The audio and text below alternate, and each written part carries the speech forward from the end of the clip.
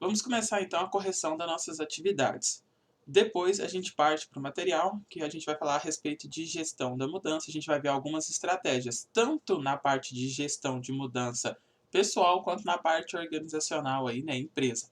Então, nas nossas atividades, a primeira questão aqui, eu cobrei sobre o processo de comunicação e transmissão de mensagem. No segundo material que a gente estudou e aprendeu, tem 3 pontos que você deve tomar muito cuidado na hora que você está se comunicando, na hora que você está dando um processo de feedback e assim por diante. Então, na primeira sentença, a gente tem linguagem verbal, escrita e expressões. Na segunda, a gente tem linguagem não verbal, expressões e emoções. Então, você vê uma certa redundância nelas, porque a linguagem verbal é aquela que você está se comunicando.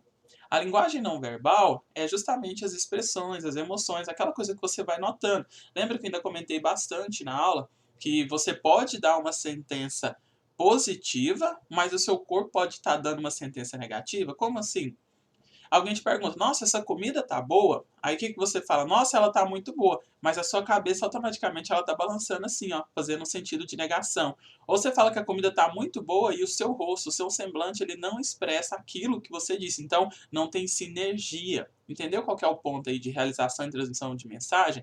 É que a gente tem que tomar cuidado com o modo que a gente diz, né? Pode ser interpretado como ironia, sarcasmo, dentre outras maneiras. Então, a linguagem corporal, a maneira que você está se expressando, e o conteúdo também para não gerar duplicidade. Então a gente tem que tomar cuidado como se fala, com o tom de voz e o volume também da voz. Mas isso daqui tudo ó, é simplesmente o modo de dizer.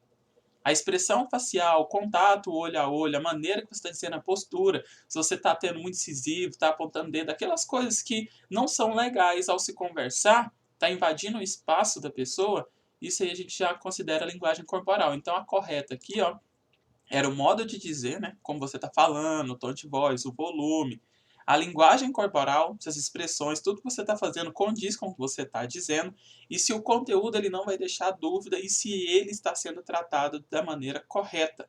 Então, tudo isso tem que tomar cuidado na hora do feedback, na hora de conversar, na hora de passar uma notícia, uma reunião, maneira que você está se portando lá na frente, né? Os tiques de ficar arrumando o óculos toda hora, ou talvez ficar mexendo no celular aí com a mão no bolso, mesmo que seja um sentimento de fuga. Então, tomar cuidado com esses pequenos tiques. O discurso possui duas partes constitutivas. Então, isso aqui a gente comentou muito na questão do discurso, que ele tem né, a visão da pessoa participante. Então, alguns vão ter certas informações e outros vão ter outras. Eu dei o exemplo da caneca de café. Se eu vou pegar uma garrafa de café, uma caneca com café, e essa caneca ela está molhada com sabão, alguma coisa, e eu não sei. Eu pego ela, ela vai escorregar da minha mão e vai cair no chão. Eu que peguei, vou perceber que aquela caneca estava molhada e tudo mais. Então eu vou falar, nossa, a caneca estava suja de sabão aqui, ela pegou e escorregou na minha mão e caiu. Quem está de longe vai já ter outra visão. Pode falar, nossa, você viu? A pessoa foi tentar pegar, parece que ela está com falta. O que foi? Tá tudo bem com a sua mão? O músculo falhou? Então cada um vai ter uma visão sobre os pontos né, da discussão. Por que isso? Porque vai justamente da parte da estrutura e a conjuntura. A estrutura é o modelo que está acontecendo, né? À medida que você vai estruturando o passo a passo. Então ele foi até lá, aí aconteceu isso, aconteceu aquilo outro. Toda a estruturação. E a conjuntura são esses pormenores que você vai dizendo. Tanto é que pode acontecer até a desarticulação, né? Você pegar um ponto daquilo ali e tornar para ser explicado em outro. Um exemplo, aconteceu esse acidente da caneca. Mas eu não vou falar sobre o acidente, eu vou falar sobre as pessoas que lavam e não enxugam direito, não passa água, não faz esse pós depois para secar, que aí sujou, ficou sabão, o resto e caiu. Então seria, né, uma explicação e um aprofundamento sobre essa parte do discurso. Lembra que eu ainda falei na aula lá, quem quiser, se tivesse o interesse, assistir a respeito do de um documentário que saiu agora falando sobre o caso da Suzanne von Richthofen lá, que tem ela e o namorado que cada um conta uma história sobre o assassinato dos pais. Ele é bem interessante esse ponto do discurso, né? Cada um relata a sua visão a respeito disso. Na próxima questão, fala sobre manutenção de um fluxo adequado de informações, sobre a parte de permitir que as ações decisivas fossem tomadas junto com todo mundo. Então aqui está falando sobre o quê? Sobre uma liderança, né, um processo de liderança eficaz. Então é meio óbvio essa daqui. Uma liderança ineficaz, ela não vai proporcionar essas ações decisivas, né, para tomada. Pelo contrário, ela vai ficar esperando que outra pessoa tome iniciativa ou que fique só em reunião, reunião e nunca resolve nada. Ordens da chefia também, então não tem esse processo decisivo, né? Se é ordem, tá mandando e pronto, você só obedece. Então não tem consideração sobre os assuntos, não tem consideração sobre informações. Geralmente quando se tem uma ordem, quando se tem um chefe, ele manda, pronto e acabou. Agora uma liderança eficaz, ela vai ter esse processo de fluxo, de coleta de informação, de tomada de decisão, vai decidir o assunto ali, vai ser trabalhado e vai organizar isso muito bem. Na teoria clássica. Então, teoria clássica, eu falei sobre as duas teorias administrativas. Teoria clássica é aquela de 1940, 1930, 1960 aí, que fala que o ser humano nada mais é do que uma ferramenta, um objeto. Então você está ali, se você não funciona, se você não trabalha mais, eu troco. Então vai sim, não funciona? Troca. Não está rendendo? Troca. Tá doendo, tá com dor, tá passando mal, manda embora, contrata outro, aquela coisa. Então, é literalmente no cabreço. Só que a gente viu, né? A gente que eu falo, os estudiosos, o pessoal, eles têm dados, você mesmo consegue perceber que se você trabalha num local onde você não tem qualidade de vida, onde você não tem qualidade de vida no trabalho, você não se mantém, você não rende, você não vincula, você não tem motivação. Consequentemente, você não faz, né, você não produz aquilo que deveria ser produzido. Então, se você pode produzir 20, devido a todo esse contexto, você vai produzir 5, 2, 3. Por quê? Você vai ouvir sempre aquela frase, né? A empresa não te dá valor, você é substituível e outras coisas. Não que você não seja, mas essa parte de ser ruim, ser substituível numa empresa que é boa, você fica com certo medo, né? Um medo positivo, que é o quê? Eu preciso melhorar, eu preciso fazer valer a pena o emprego que eu estou hoje. Agora, se você está num local onde você tem terrorismo psicológico, a liderança e a chefia é ineficaz, não tem benefício, o salário é ruim, tudo é ruim, você está ali simplesmente como um tapa-buraco. No momento que você conseguir encontrar qualquer coisa, nem que seja um bico, qualquer coisa que seja um pouquinho melhor do que o que você está hoje, você não vai pensar duas vezes em faltar. Pensando nisso tudo, começou-se a mudar. Então a gente tem hoje a teoria administrativa, né, da gestão de pessoas, mais focada nos recursos, onde o ser humano ele tem que ser visto como pessoa e ele precisa se sentir bem no trabalho. Então é trabalhado questões de clima organizacional, cultura, qualidade de vida no trabalho, tem a parte de gestão. Então tudo isso que vocês estão vendo é para tornar um ambiente de trabalho um local pacífico, um local de satisfação, um local de motivação, onde você possa realizar os seus sonhos profissionais. Então isso daqui é verdade, tá?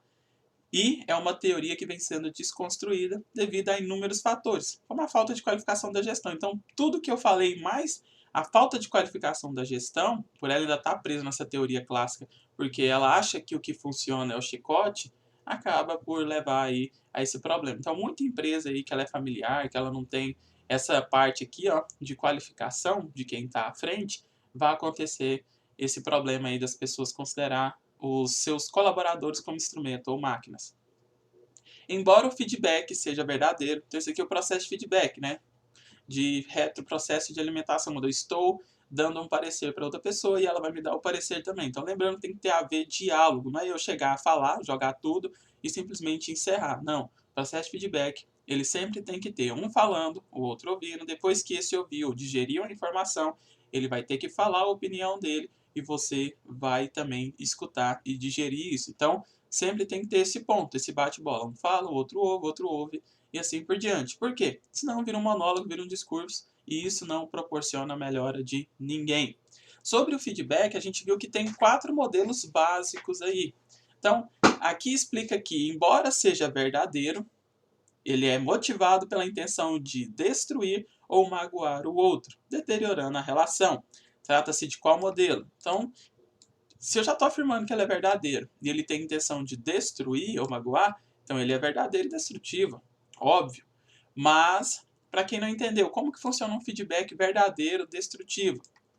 A pessoa ela errou, é verdade, a ação toda, você vai chegar para conversar com ela. Você poderia falar, olha, eu percebi aqui que a máquina, né, estragou porque você não fez a manutenção, o check-up dela de rotina, e aí você iniciou e tudo mais, fez o procedimento de maneira errada. Você pode citar esses pontos, falar que não é a primeira vez, que isso já aconteceu antes, que dessa vez você está autuando. A pessoa tomar cuidado, você pode conversar numa boa, mostrando que ela errou, mas que você percebe que ela acerta muito, que ela é uma pessoa importante.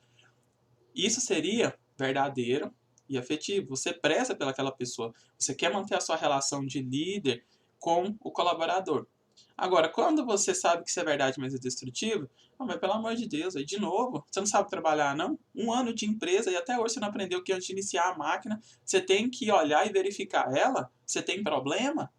Entendeu a diferença? Aonde eu tenho uma intenção de manter a relação, não estou protegendo, porque proteger eu estaria sendo aí afetivo demais e talvez até entrando no feedback falso. Não preocupa não, essa questão da máquina aí não é nada não. É sim, eu tenho que falar, mas eu não preciso destruir a pessoa no processo.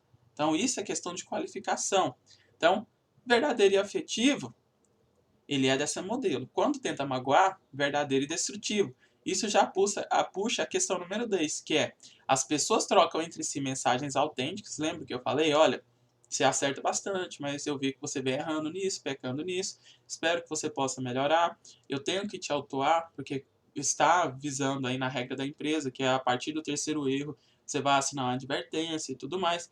Você vai tomar a medida administrativa correta, mas você vai falar, olha, isso não quer dizer que eu não acredito em você, isso não quer dizer que você não é capaz. Eu sei que acontece, mas a partir de hoje, refaz e tudo mais, você vai dar o ponto de crescimento mútuo para essa pessoa e essa pessoa tem que entender, porque você fez todo um processo de comunicação assertivo. Lembra dos 3 pontos do início da aula?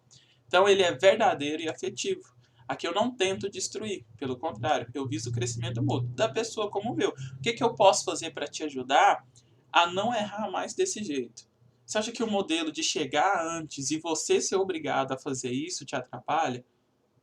Então você vai tentar perceber qual que é a necessidade desse colaborador também. E ele pode trazer ponto de melhoria. Falar, olha, esse negócio de chegar, ter que fazer isso daí, não é legal para mim. Atrapalha a minha produção, atrapalha o meu rendimento. Você pode perguntar para os outros, ele vai transpor isso, você pode falar, não, então a partir de hoje vai ter uma pessoa designada para fazer isso. Vocês podem chegar todo dia e já começar a trabalhar, porque a máquina vai estar 100%. Então você tira um peso dele, repassa para outro, se isso for possível. Então são medidas administrativas que visam crescimento mútuo.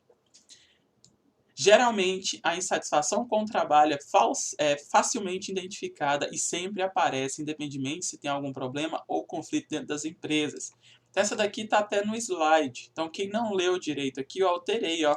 Geralmente, a insatisfação com o trabalho é facilmente. Não é fácil, não. A insatisfação com o trabalho, você só percebe no momento que ela já está muito ruim. Na hora que a bomba, né, na hora que o copo geralmente já transbordou. Na hora que já tem os murmurinhos. Na hora que você vai fazer, vai demonstrar alguma coisa, o pessoal já está um cutucando o outro ali, fofocando de lado. Lá vem ele mentir de novo para a gente. Então, a insatisfação, essa quebra de motivação dentro dos colaboradores, ela não é fácil de se perceber, igual o detalhe assim aqui. Quando você percebe, já é um problema muito alto. Então, você tem que trabalhar isso todos os dias, todas as semanas. Você tem que tentar manter um limiar aí de conhecimento sobre isso. Senão, quando você for tratar somente quando o problema aparecer, pode ser que seja gravíssimo aí, até mesmo tarde demais para esse colaborador. Então, a única maneira aí seria trocar essa pessoa, né, pedir para que ela seja mandada embora, desligada da empresa, porque ela é uma laranja podre e ela está contaminando as outras, não tem como salvar ela mais. Então esse seria o último passo. Como que eu vou perceber isso? Você vai ter que ter aí esse jogo de cintura e saber quando está começando. Então ouvir, né? Ela começa com leve piadinha. Ah lá vem ele. Não, mas preocupa não. Eu sei que no final nosso salário vai atrasar mesmo. Então você fala, opa, não, aquele mês atrasou por causa disso e disso. Esse mês o salário vai vir certinho. E é claro, se você falar que o salário vai vir certinho, que você tenha base, dados e que essa informação seja verdadeira. Se não, você só vai dar mais motivos para eles continuarem com essas falsas afirmações, reclamação, insatisfação. E aí, ó, começa. Então, vai sair dessas piadinhas para literalmente ataque. Olha, pessoal, vamos fazer hora extra. Eu não, você não está pagando nem o salário normal, imagina a hora extra. Então você vai começar a ouvir esse tipo de coisa. Na hora que você está ouvindo isso, essa insatisfação, ela está sendo exposta assim na sua cara, significa que você não notou as piadinhas, não notou esses cutucãozinhos, ou seja, já está no momento grave, porque ela não aparece facilmente, não é identificada de tal maneira se você não analisar a fundo. É aquela coisa, né? Toda brincadeira tem um fundinho de verdade, então toma cuidado. Então, essa insatisfação ela é facilmente identificada? Não, então é falso. Mas as consequências da insatisfação são reais e devem ser trabalhados e sanados. É o que eu estou acabando de falar para vocês. O líder não se impõe e não é respeitado. Então, aqui é sobre os modelos de líder que a gente mais encontra. Essa parte aqui de não se impor e não é respeitado, ela é um pouco forte, tá? Tá no material. Mas aqui vai depender do grau, tá? Desse líder. Aqui a gente já está falando sobre o líder que ele é mais liberal, porque ele não se impõe. Existe um modelo de ser liberal onde não é que você não se impõe, mas você é respeitado sim. Por que eu não me imponho? Porque não há necessidade de eu mandar. Não há necessidade de eu estar chefiando. Porque o grupo, ele já está muito bem fechado, já é um grupo que trabalha bem, eu posso confiar em todos. Então eu estou ali para fornecer e orientar informações para esse grupo. Eu estou ali como um participante. Eu pego essas informações da alta coordenação, da alta direção e transmito para eles mesmos vão tomar as atitudes deles. Geralmente quando a pessoa ela é muito boa, ela trabalha bem, ela consegue desenvolver isso bem sem ter ninguém no pé, eu não preciso me impor. Só que, claro, existe aí, né, o ponto que você perde, onde você não é respeitado. Então o material ele reflete isso muito bem, mas essa parte do líder não se impor e não ser respeitado, ela é em partes verdades, dependendo da atitude que você toma. Então o líder liberal ele não é ruim, ele pode perder, né, esse toque. Então pode ser que ele não se impõe, ele não é respeitado, aí ninguém quer fazer nada, não está nem aí, começa a trabalhar, faz o que quer, então aqui já começa a ficar ruim, já vira algazarra. Então não é o ponto. A parte dele não ser respeitado aqui tem que ser trabalhada muito bem, mas a parte de não se impor, às vezes é porque não há necessidade. Mesma forma autoritário, né, que a gente comentou em sala. Quando esse líder, ele pega um pessoal que já está quebrado, que já está ruim, que não quer nada com nada, que não trabalha direito, ele não pode chegar e ser liberal democrático. Infelizmente, ele tem que atuar como autoritário. Então não existe, então eu tenho que ser o líder democrático, eu tenho que ser o líder autoritário, eu tenho que ser o líder liberal. Qual dos três que eu tenho que ser? Vai depender da equipe que você tem, vai depender das pessoas que estão abaixo de você, vai depender da proposta. Então eu tenho que conhecer as pessoas que eu estou liderando, que eu estou gerenciando, como que é o ambiente, como que é o clima organizacional dali, para mim poder tomar a melhor decisão. Então como que eu atuo hoje como líder? Eu preciso conhecer a minha equipe que vai ser liderada. Senão eu não consigo tomar atitude, não consigo planejar. Lembra dessas aulas anteriores que a gente falou? Então aqui a parte de descrição é sobre o líder liberal. Mas lembrando que não existe a maneira certa de se liderar, vai depender muito da equipe. Da mesma forma que se você tentar ser autoritário com essa galera aqui, aí, meu amigo, você vai perder o toque, porque eles vão se sentir chato e falar, mas poxa, o cara tá mandando eu fazer uma coisa que eu já sei que eu tenho que fazer e que eu nunca dei problema, pra quê? Então, você tem que tomar cuidado. É literalmente o toque. Não pode ser autoritário numa equipe liberal. E eu também não posso ser liberal numa equipe que já está totalmente podre. Então, numa equipe que já está podre, já está ruim, eu tenho que ser autoritário. Dependendo do modelo da equipe, eu tenho que ser democrático. Às vezes eles fazem, mas eles não querem receber ordens. Eles não gostam, eles não estão tão legais aí com essa parte de ser subalternos, né? Então, para eles tudo é isso. Eu não sou subalterno de ninguém, eu não sou escravo de ninguém. Então, coisa que você vai trabalhando aí a cabeça de todos de uma maneira correta, de conversa, né? Entra até parte de gestão de mudança. Material da aula de hoje. Sobre o desenvolvimento de equipes. Então tem aquela pesquisa que eu falei para vocês, né, sobre equipes de alto desempenho, como que funciona. E tem um material lá que a gente viu, essa pesquisa do psicólogo de Schultz, que ele fala o seguinte: primeiro vai ter a formação, ninguém se conhece, está todo mundo ali, a equipe está se conhecendo agora, e eles vão andando bem devagar, tentando se encaixar, como o Lego mesmo. A tormenta é quando eles já se encaixaram, mas talvez não está rodando bem, vê que pode rodar melhor, você começa a ver um ponto positivo em alguém, outro ponto negativo, e aí eles começam a discutir, mas de uma maneira a tentar refletir sobre o que está acontecendo.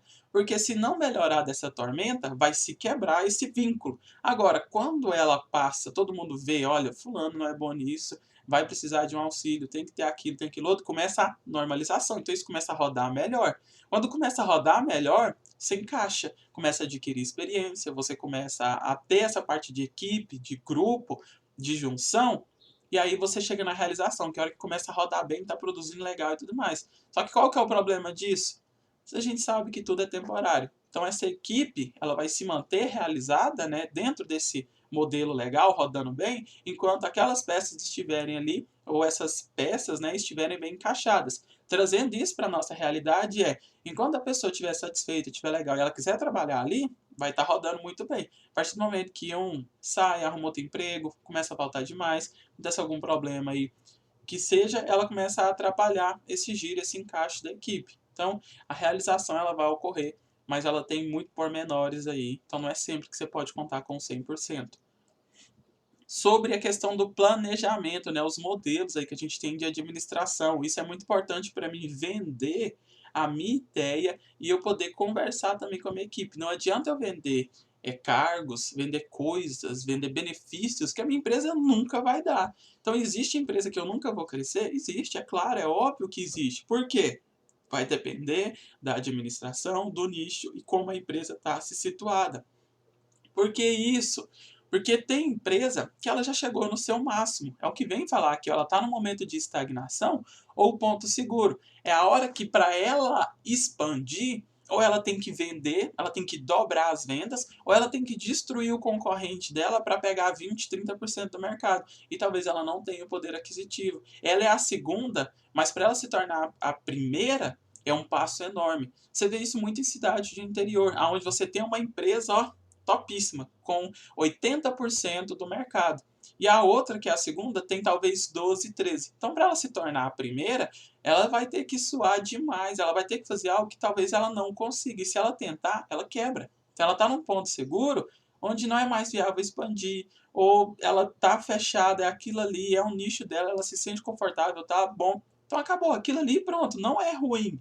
Mas pode ter coisas ruins também. Má gestão, não consegue expandir. A gente vai ver só o lado bom aqui para poder encaixar melhor. Então, quando a empresa está nesse ponto onde para ela tomar, galgar posições não é mais possível, ela se fecha. Então, ela está num planejamento conservador. Eu vou simplesmente dar manutenção no que já tenho. Então, eu estou numa estabilidade. E aí, não adianta eu falar, olha, a gente vai ter benefício, a empresa vai expandir, vai construir um negócio lá no Pará, no Maranhão, você vai para lá. Não, cara, não existe. Não é essa a realidade da empresa. Então, eu não posso vender isso para minha equipe se não existe. E nem a alta gestão, a alta gerência pode me vender isso se eu não sei que é real. Então, isso daqui ó, é a chave muito grande para você perceber em que empresa que você está. Ó, se eu estou numa empresa, eles nunca vai me dar uma oportunidade de crescer. Empresa é ruim. Não, não é que a empresa é ruim. Você já parou para pensar o modelo que ela é? Se ela já está no máximo dela, infelizmente, aí é você, se quer melhoria, se você está estudando, está procurando melhoria, então você tem que sair dessa empresa. Infelizmente, você tem que dar adeus. Porque senão você vai ficar nela até alguém se aposentar ou alguém sair, for mandado embora, cometer alguma coisa ou mudar. Acontecer, né, por obséquio, qualquer coisa. Só que a gente sabe que tem empresa aí que o cara é gerente, é coordenador há 20 anos. E você tá lá, na mesma função há 10, esperando ele sair, ele subir de cargo, só que isso não vai acontecer. O que é diferente numa empresa que tem um planejamento otimizante ou prospectivo, que ela quer crescer, ela quer inovar, ela vai ter espaço para essas pessoas que querem também investir e crescer junto com a empresa. Agora, no modelo conservador, não tem, não está ali, não é o foco deles. A respeito da gestão de conflitos, né, mediação de conflitos, e aí a gente quer saber quais que são os aspectos que mais existem envolvendo. Então já fica aqui de cara, hierárquicos e pessoais. Por quê? Sempre vai ter aqueles conflitos com o líder, com o coordenador, com o gerente, porque você, de certa maneira, recebe ordem dessas pessoas. E às vezes você não dilui isso muito bem, você não está satisfeito, vai acontecer problemas, uma hora promete alguma coisinha ou outra, fala alguma coisinha. Então sempre vai ter esses conflitos, mas tem que ser resolvido. E os pessoais também. Então eu não gosto de fulano que está do meu lado e você vai fazer, né, todo momento, toda reunião, tudo que você puder fazer, você vai ferrar fulaninho. Então isso não é legal, mas existe.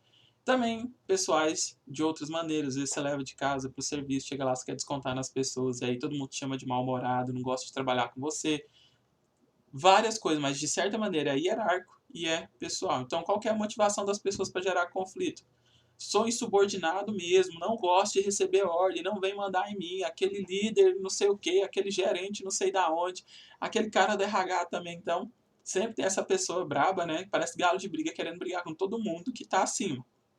E existe aquela outra pessoa também que ela faz um serviço, ela vê outra pessoa fazendo o mesmo serviço, mas por algum motivo não desce aquela pessoa, né? Ela faz muito lento. Nossa, mas que raiva daquela pessoa. Não, não põe eu com fulano não, que ele é lento demais, é a lesma. Então, calma, gente, não torna pessoal, não leva isso para a cabeça. Então, gestão de conflito vai acontecer de maneira aí a trazer problemas particular, pessoal e de níveis aí.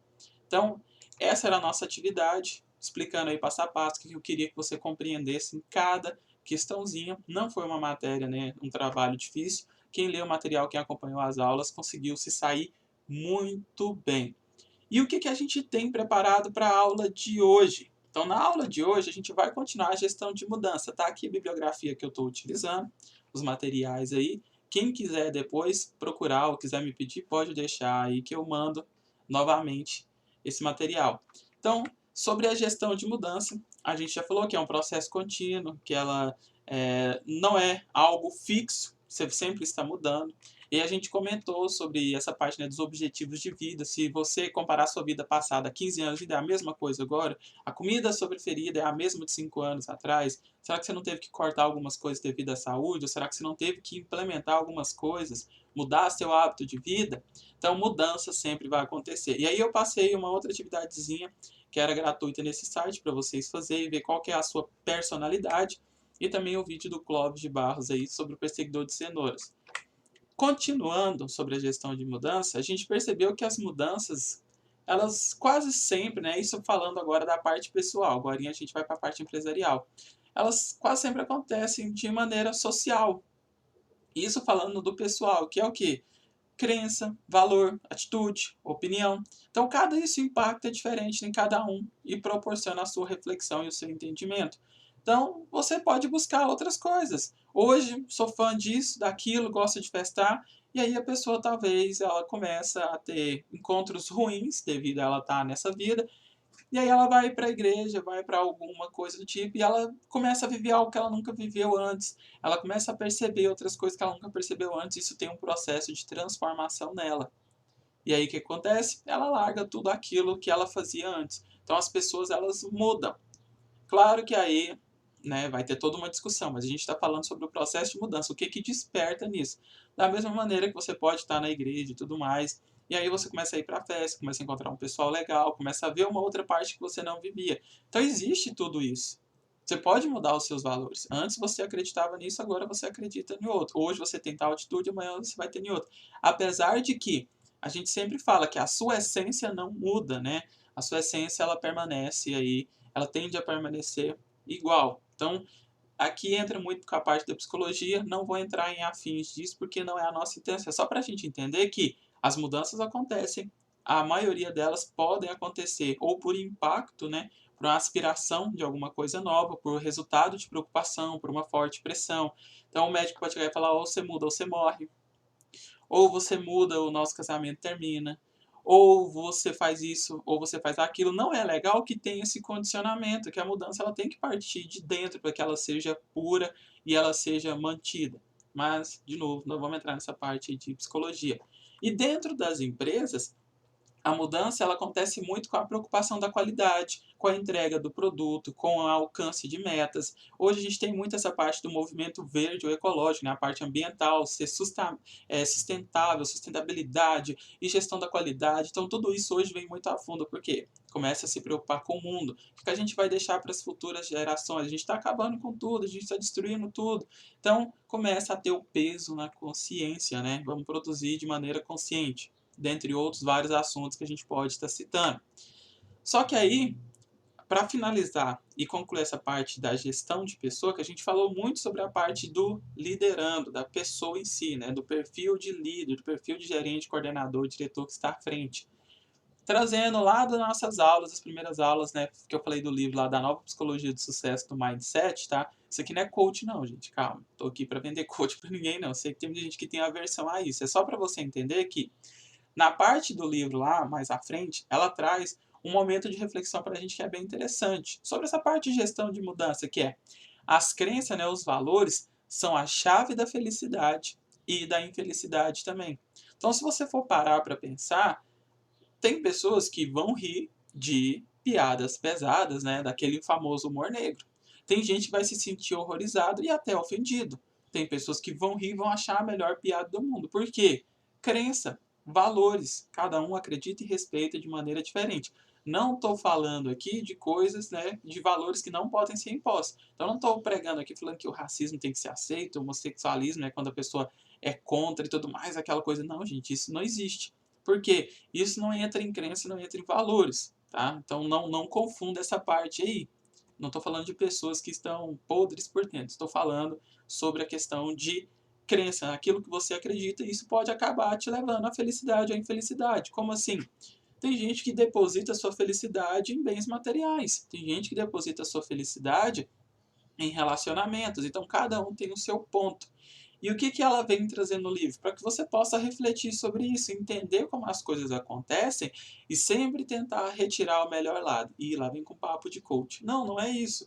É que você deve sim refletir sobre tudo. Se você não reflete, se você não aprende, se você não cresce com todos os problemas ou até os acertos, você não se desenvolve. E aí ela traz para a gente que é muito comum você ter um monólogo interno falando não faz isso, não faz aquilo, não mostra para os outros, não corra esse risco, não mostra, é o que ninguém sabe, ninguém prejudica. Ah, se você falar para outra pessoa, ela vai te desejar o mal, e não sei o quê. O que, que acontece com tudo isso? Você tem que levar, você tem que ir em busca do seu sonho, e ir em busca do seu sonho é pôr ele na mesa e se abrir. E quando você se abre e você mostra que você tem problemas, que você é factível a erros, isso dói. Só que da mesma maneira que dói, te desenvolve. Porque, olha, meu sonho é ser cantor. Nossa, mas com essa voz, você não sabe cantar nada. Então, você sabe que vai ter críticas. E mesmo se você fosse a pessoa mais talentosa do mundo, ainda teria aquela pessoinha que ia vir falar, nossa, mas você gosta disso. Não, você não vai dar certo, não. É impossível agradar a todos. Então, o que você busca nesse meio? Se você tem um sonho, começa a buscar ele. Na medida que você demonstra, na medida que você corre esse risco e você fala sobre ele abertamente, você também vai ter pessoas que acreditam. Então, não é ver só o lado ruim, você tem que ver os dois lados e aceitar isso. E aí ela traz um dilema de uma aluna dela falando o seguinte, que ela se candidatou para um curso de mestrado, ela fez o teste apenas para a universidade porque ela já tinha certeza, estava confiante, olha, você aceita e tudo mais. Ela nem optou por uma segunda opção, falou, é aquela faculdade, é aquilo ali e pronto, eu quero estar ali. Mas o que aconteceu? No final, ela foi rejeitada. Qual que é o problema dessa rejeição? Ela começa a se perguntar, mas peraí, eu tinha certeza, todo mundo falava que eu era, que eu estava tão preparado, meu material era bom, todo mundo. Por que, que eu fui rejeitado? Será que eu não sou bom assim igual eu penso? Será que eu sou isso, eu sou aquilo? Então você começa a cultuar. Então o que acontece é a hora que você começa a ficar com medo. Nossa, eu mostrei para os outros. Nossa, eu não deveria ter feito isso. Nossa, meu sonho vai ficar destruído nesse momento. Mas não, é hora de você botar, centrar e falar, mas peraí, por que, que eu não fui aceito? Eu sei dos meus pontos fortes, mas qual será que é o ponto negativo que eles me rejeitaram? Quem te rejeitou foi uma banca. Então, nada mais justo que você fazer o quê? Ir atrás dessa banca. Mas, claro, de uma maneira factível e que tudo ocorra de maneira legal. Tanto é que ela comenta depois que essa foi a decisão dessa aluna dela, que ela localizou os responsáveis, né, ligou e falou a seguinte frase para eles, olha, não quero contestar a decisão de vocês. Então ela não estava ali, ela já deixou claro, eu não estou aqui para falar que vocês erraram nem nada.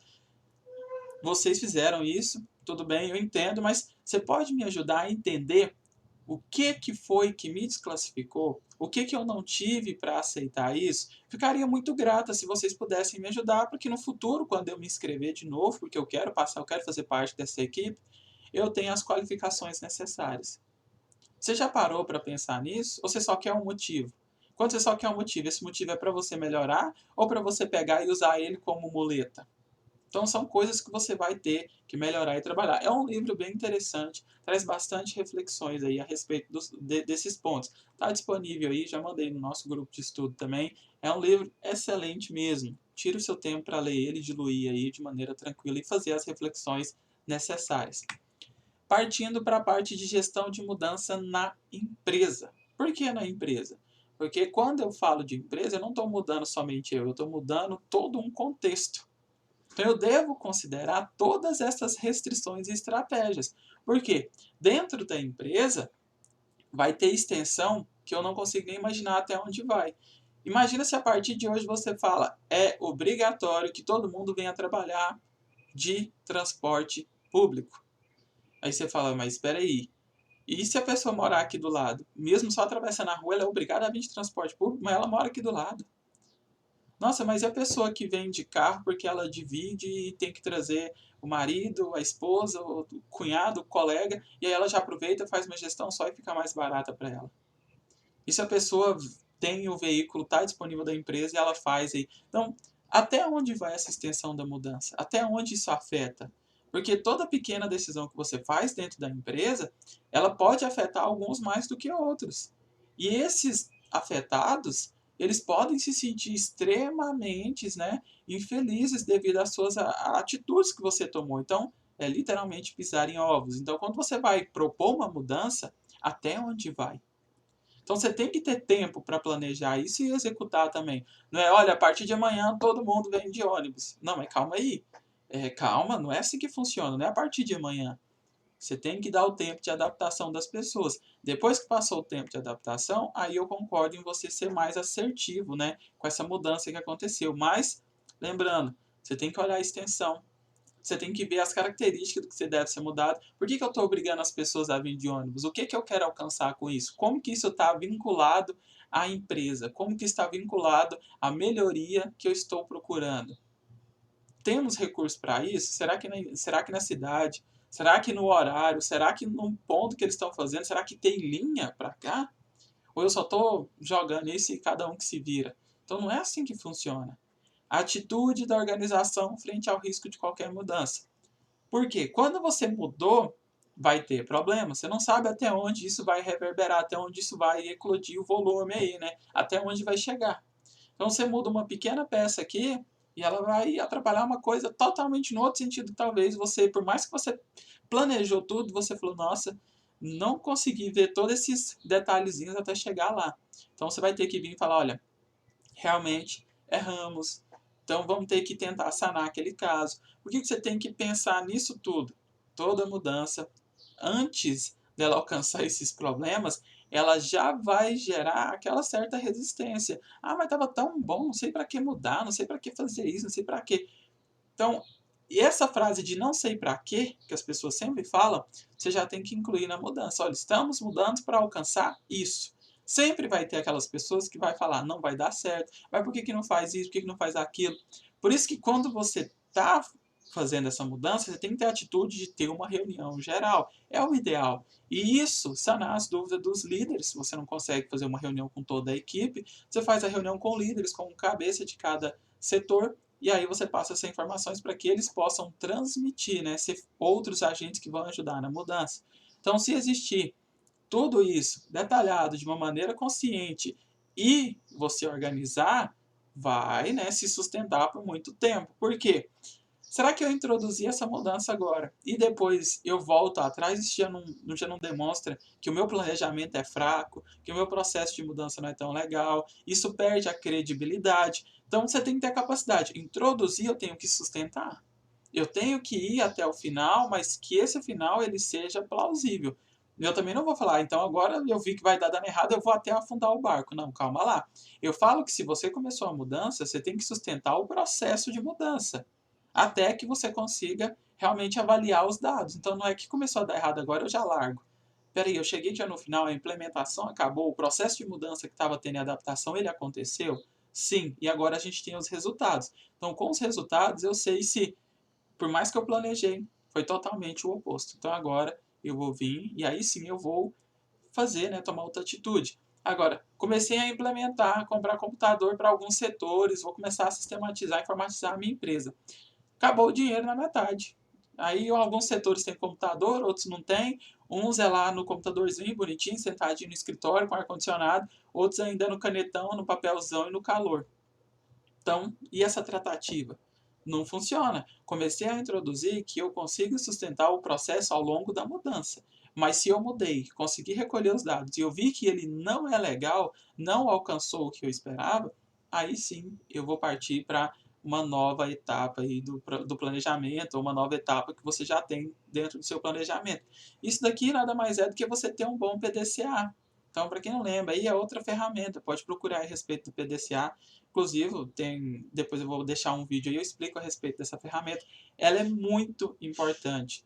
Porque se você faz o planejamento, se você age em cima dele, se você implementa ele, se você faz a checagem, você faz o controle, você consegue ter todas essas análises e continuar tomando decisões. Ó, isso aqui tem que mudar. Então, vou fazer toda essa mudança para que isso ocorra. E eu vou otimizando até chegar no ponto que eu procuro. Então, começou, termina, tá? Isso a gente falando do processo de mudança. Não é levar o projeto, você está vendo que você já começou a recolher os dados, ele está ruim, não. Deixa aí, tem que ir, ouvir lá que tem que ir. Não, não é que tem que ir. O processo ele tem que se sustentar. A partir do momento que você retirou os dados e as informações, aí sim é a hora de você sentar e falar, não, infelizmente não deu certo, ou era realmente deu certo, tá vendo? Era só o processo de mudança, aquela parte de resistência, adaptação e extensão que veio essa perturbação aí. Então a gente vai parar por aqui o material e depois a gente continua. Então, por hoje, a aula está encerrando por aqui. Vou deixar o link para vocês preencher no Google Forms aí com a participação e presença de hoje, com uma questãozinha para saber que vocês assistiram a aula, como eu sempre deixo. No mais, muito obrigado a todos, fiquem bem e até a nossa próxima aula.